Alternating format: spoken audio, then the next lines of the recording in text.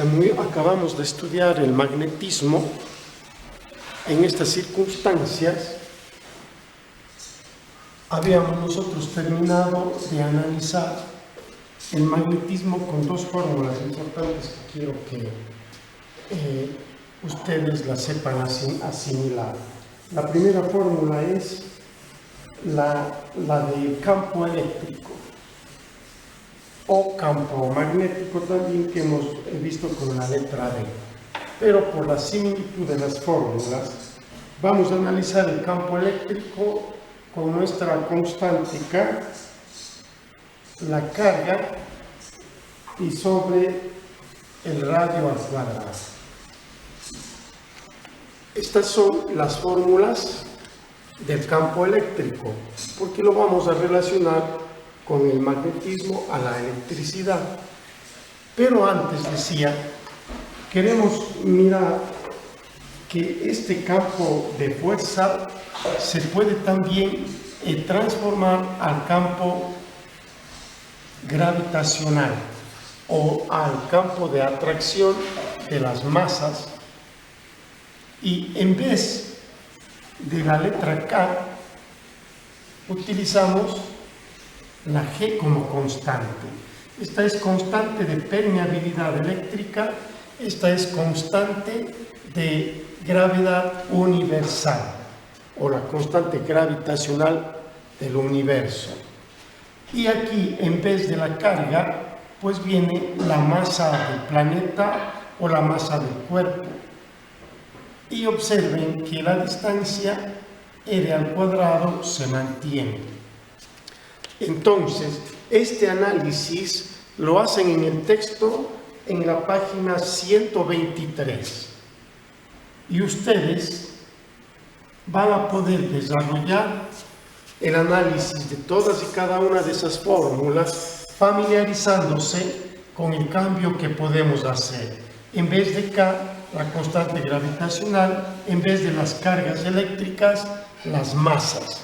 Y así uno relaciona los contenidos con facilidad para que se nos vayan quedando más en el fondo de experiencias cognitivas. Entonces, la primera actividad que les solicito es que ustedes analicen la página 123 y la envíen como resumen. Un segundo aspecto antes de entrar al electromagnetismo, nosotros queremos observar que en el magnetismo es posible lograr la inducción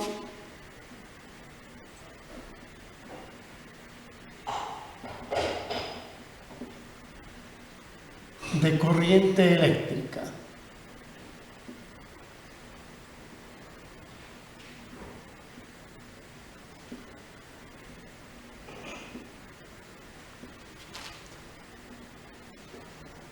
En este sentido, ustedes han podido analizar ya en los análisis del magnetismo que nuestras centrales eléctricas producen electricidad, ¿no es cierto?,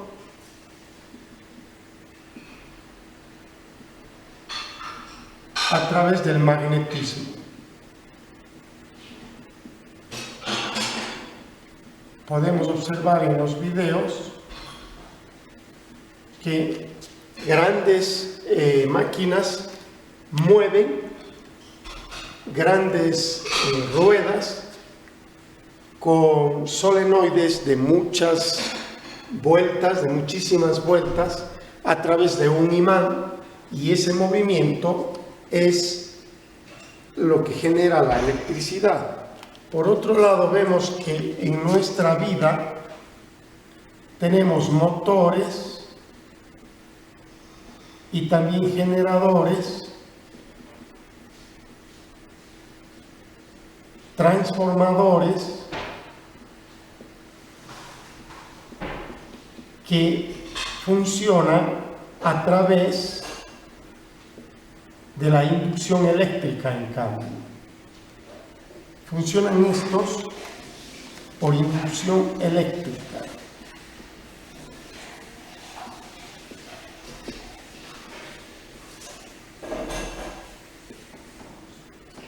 Ve, dos aspectos en la vida del hombre que siempre están relacionados y que vale plantearse la pregunta: ¿podemos vivir sin ellos?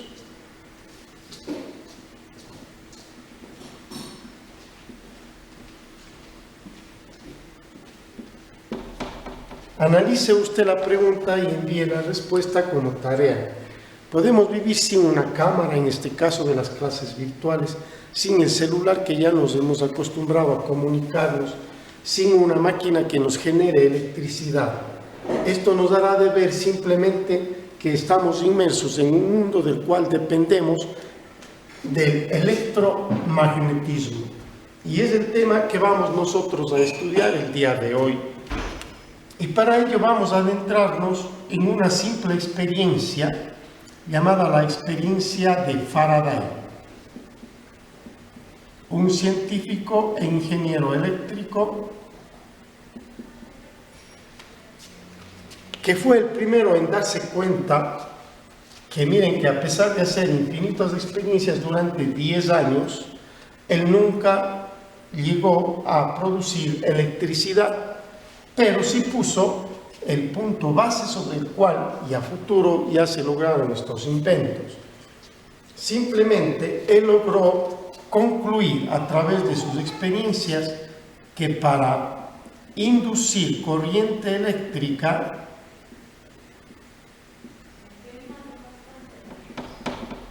ponemos solo la E, pero ustedes ya saben qué es, ¿no? Que para inducir corriente eléctrica en un circuito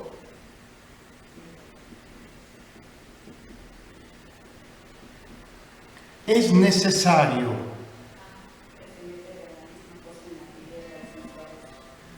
pongámosles para que no quede incompleto, es necesario incrementar el número de líneas de inducción, incrementar, aumentar, es decir, mientras más líneas de inducción, y acuérdense que cada línea de inducción es una espiral, es decir, vueltas. Mientras más vueltas tenga un solenoide, nosotros tenemos la posibilidad de inducir más corriente eléctrica. Es necesario incrementar las líneas de inducción, o sea, las espiras. Líneas de inducción, no olviden. ¿Cuáles son las líneas de inducción? Las espiras que le damos a un solenoide. Si usted logra incrementar estas líneas de inducción y provocamos movimiento en el magneto, y ahí viene el magnetismo, ¿no es cierto? Y si provocamos movimiento en las líneas de inducción a través del magneto o de los imanes, que ustedes se acordarán, que ese es el magnetismo. Entonces Faraday lo que hizo es formular un solenoide de n vueltas, le conectó a una aguja que le puso en equilibrio y por acá le puso un imán con su polo norte y con su polo sur.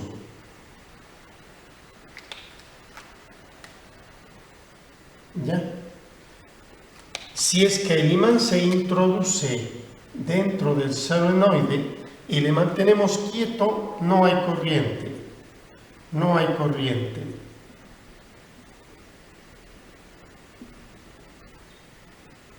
Si es que está quieto. Esa es la gran experiencia de Faraday. La corriente eléctrica solamente es posible cuando hay movimiento.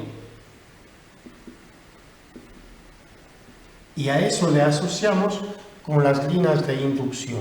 Si usted mueve una espira nada más, puede ya inducir corriente eléctrica. Entonces, ¿qué hizo? Si teníamos el imán introducido, la aguja no se mueve, pero si hacemos movimiento con el magneto o el imán o el electromagneto que podríamos formar a través de un solenoide, la aguja había movimiento.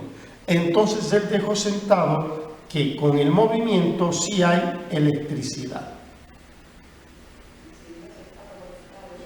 Y usted va a tener la oportunidad, y esta es una tercera tarea que le pido al estudiante: imiten la experiencia de Faraday en sus casas con elementos de reciclaje para que no tengan que efectuar gastos.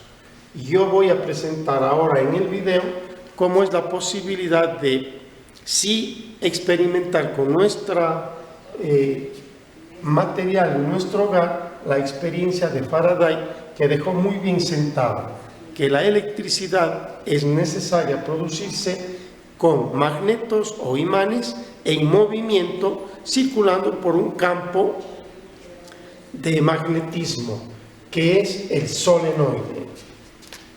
Entonces, lo que han hecho las grandes industrias para nosotros era hacer solenoides de grandes dimensiones, de millones de vueltas, y ponerlas en movimiento a través del agua, en nuestros casos, de las principales represas. Con ese movimiento más el magnetismo se está induciendo corriente eléctrica que llega a nuestros hogares. Les invito entonces a participar de la experiencia de Faraday en el video. Bueno, podemos ver allí, intentamos nosotros explicar la experiencia de Faraday. Él creó un solenoide de 1, 2, 3, 4, 5, 6, 7, 8, 9, 10, 11 filas, 11 espiras lo hemos hecho nosotros. En él hemos colgado una aguja especialmente sensible con un hilo para que se mantenga en equilibrio, y vamos a inducir energía a través de un electroimán. Y ustedes han visto ya cómo hemos hecho un electroimán. Un solenoide de muchas espiras, asimismo aquí hay unas 70 espiras, y le vamos a hacer suministrar corriente en 2 amperios. Observemos lo que pasa. A ver, primero hay que suministrar la corriente. Ahí estamos suministrando. Ustedes tienen que observar la aguja. Miren cómo a mover el electroimán, la aguja tiende a sensibilizarse y observamos un movimiento. Si es que le ponemos hacia el otro lado, observen ustedes cómo la aguja tiende a moverse en el lado opuesto. Es la fuerza del electroimán lo que provoca que la aguja tienda a generar corriente eléctrica. Y si le dejamos quieto y no le acercamos, prácticamente no hay nada, pero acerquemos y la aguja se mueve con polaridad dependiente si se trata de energía positiva o negativa. La fuerza allí es mínima y allí es máxima, en el sentido contrario. Es la experiencia que le llevó a Faraday a crear una ley que lo expone.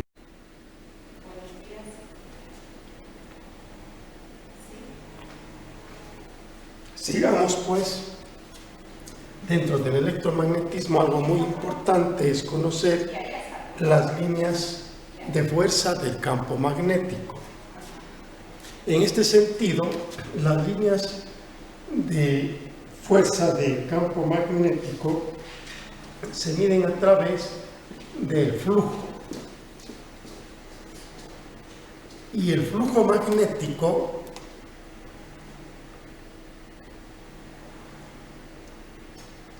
según su polaridad, puede generar dos campos, que ustedes lo pueden experimentar en sus hogares también con limaduras de hierro y un imán, imitando a lo que hacen en muchos videos. Los invito a realizar.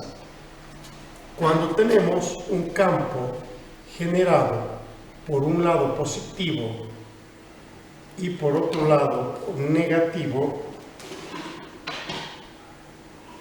el flujo magnético suele ir del campo positivo hacia el campo negativo, de manera infinita de líneas de flujo magnético.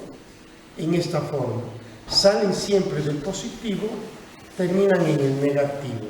Salen del positivo, terminan en el negativo, hasta cubrir todas las posibilidades de un campo electromagnético. Como ya estudiamos, podemos generar infinitas líneas de campo magnético. Salen del positivo, llegan al negativo, y del negativo podrían irse enlazando hacia el positivo por la fuerza de atracción. De tal modo que si usted repite la experiencia, vamos a obtener algo similar a esto. Pero la idea es que salen del positivo al negativo por fuerza de atracción. Pero el flujo magnético no solamente es de positivo a negativo. ¿Qué pasaría si ponemos dos imanes con la misma fuerza o flujo negativo hacia un lado? Negativo o positivo, mejor pongámosle positivo, lo más conocido. Entre positivo y positivo, las fuerzas salen, pero no pueden llegar allá porque hay repulsión, y entonces toma esta curva. Sale, pero no puede llegar al otro lado y toma esta curva. Y el campo que se va generando va tomando estas formas de energía que sale y que no pueden conectarse con el otro polo porque resulta ser del mismo signo. Son las líneas principales de flujo magnético. Es un problema fundamental que ya todo el mundo lo conocemos a través de que no podemos conectar dos corrientes de la misma carga porque hay cortocircuito. Pero sí es posible llevar las líneas de acuerdo a positivo y negativo. Si en un electroimán hemos podido ver que se repelen cuando hay positivo con positivo, y cuando hay positivo con negativo hemos podido ver la atracción. Pero yo les pido que ustedes remitan a los videos, sin número de videos que hay, para que puedan observar que las líneas de campo realmente toman esta forma del flujo magnético. Y el otro problema es cómo desarrollar el cálculo de estas líneas de fuerza de campo. Las medidas que hacen en los diferentes experimentos, en las necesidades del fluido eléctrico, se basan en dos aspectos fundamentales. Uno, que consideramos a la superficie como un vector. Es decir, consideramos la superficie en la cual actúa unas líneas de fuerza de campo como un vector. Y para poder calcular utilizamos su módulo, es decir, el valor de su superficie. Efectivamente, el módulo será la superficie. ¿Cómo efectuamos este cálculo? Bueno, si es que estamos en un plano perfectamente, nosotros podríamos graficar un plano así. Y si es que dentro de ese plano le podríamos dar un grado de inclinación cualquiera,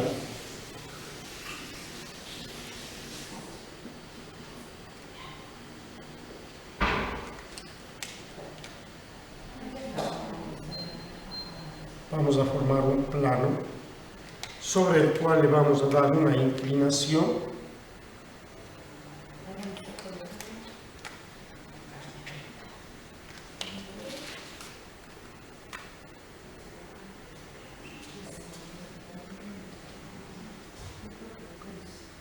Ya tenemos el plano formado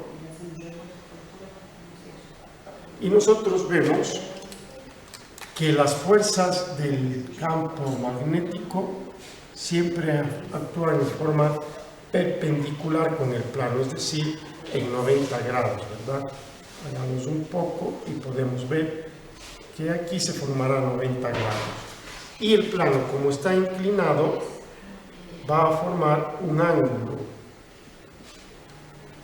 con la superficie.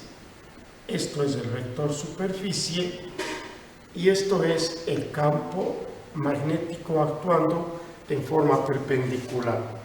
Ese forman un ángulo de acción que nosotros lo utilizamos para calcular. Sin embargo, este mismo ángulo podemos observarlo acá. Corresponde también este vector superficie y acá tendríamos nosotros el vector de campo que actúa en forma perpendicular, en formas de líneas paralelas. Entonces, estas líneas paralelas van formando estos diferentes ángulos que nosotros utilizamos para calcular y que nos permite decir que el flujo eléctrico, que ya en clases anteriores hemos podido simplificar la fórmula, es el producto del campo, pero en este caso por el vector superficie. Pero la superficie, como ven, puede estar un poco inclinada, formando un ángulo. Así que ese flujo eléctrico en un plano nos puede dejar con la fórmula de el campo magnético por la superficie y por el coseno del ángulo que formen entre el plano y el campo de acción magnético.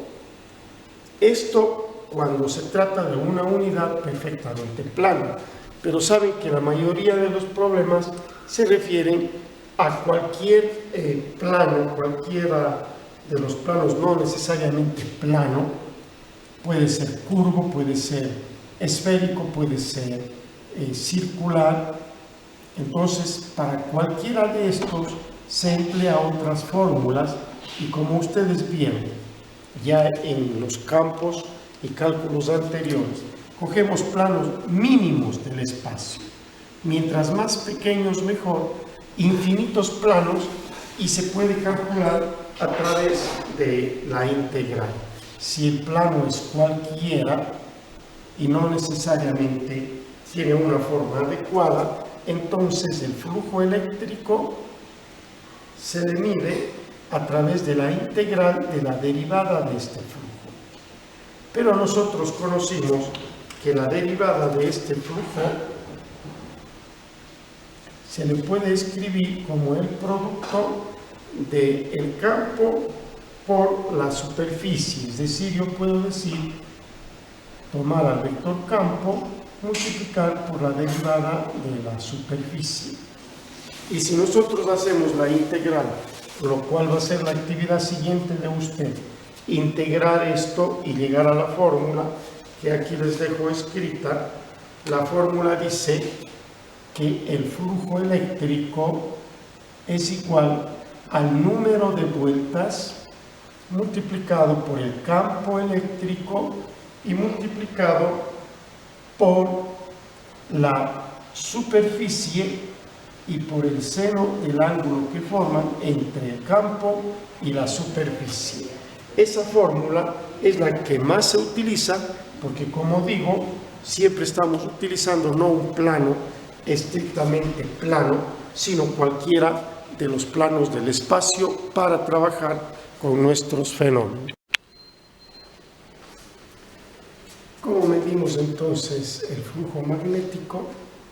Lo podemos realizar a través de la fórmula que ya se había escrito que se obtiene a través de las integrales de los infinitos planos considerados en donde fluye la electricidad. El flujo eléctrico entonces había quedado como el número de vueltas multiplicado por el campo eléctrico por la superficie del área en que actúa y el coseno del ángulo que forma el campo eléctrico y la superficie.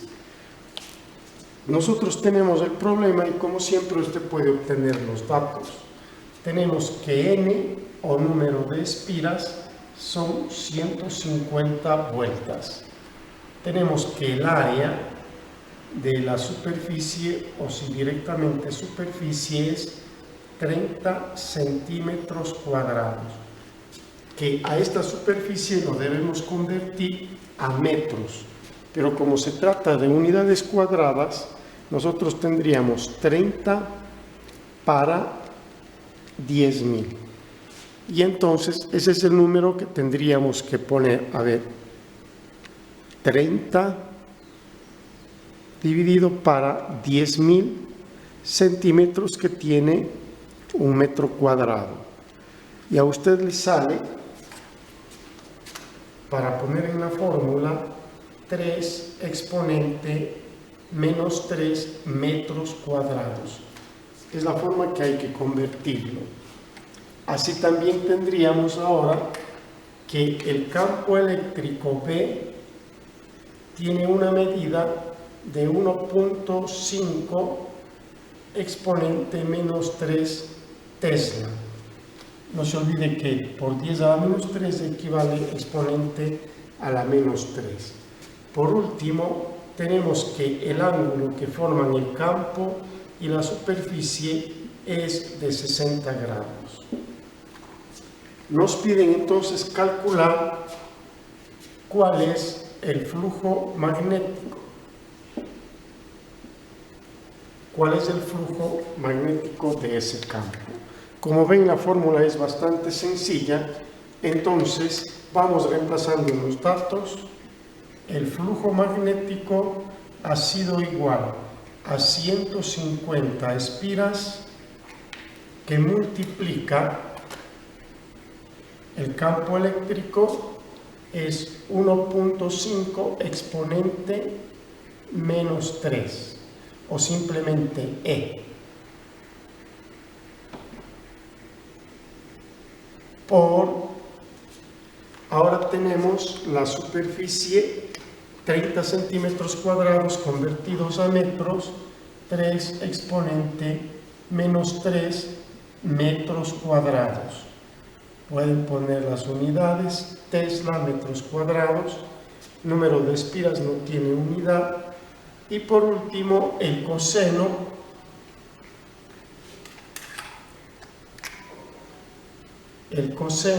de 60 grados. Y ya con ayuda de la calculadora ustedes pueden obtener el resultado del problema. Vamos de esta manera: 150 por 1.5 exponente menos 3, ahora por 3 exponente menos 3 el área, y por el coseno de 60 grados. Y ustedes tienen la respuesta allí. El flujo magnético dado en este problema es de 3.375 exponente menos 4, y las unidades que se expresan para el flujo magnético es en Weber, cuya transformación, porque si ustedes aplican aquí, nos está saliendo Tesla por metro cuadrado. Le dejo al estudiante para que averigüe cómo es que llegamos a tener solamente 3.375 exponente menos 4 Weber. Entonces usted, debajo de esta cantidad en su deber, mande escribiendo por qué de Tesla metro cuadrado nos hemos quedado con 9.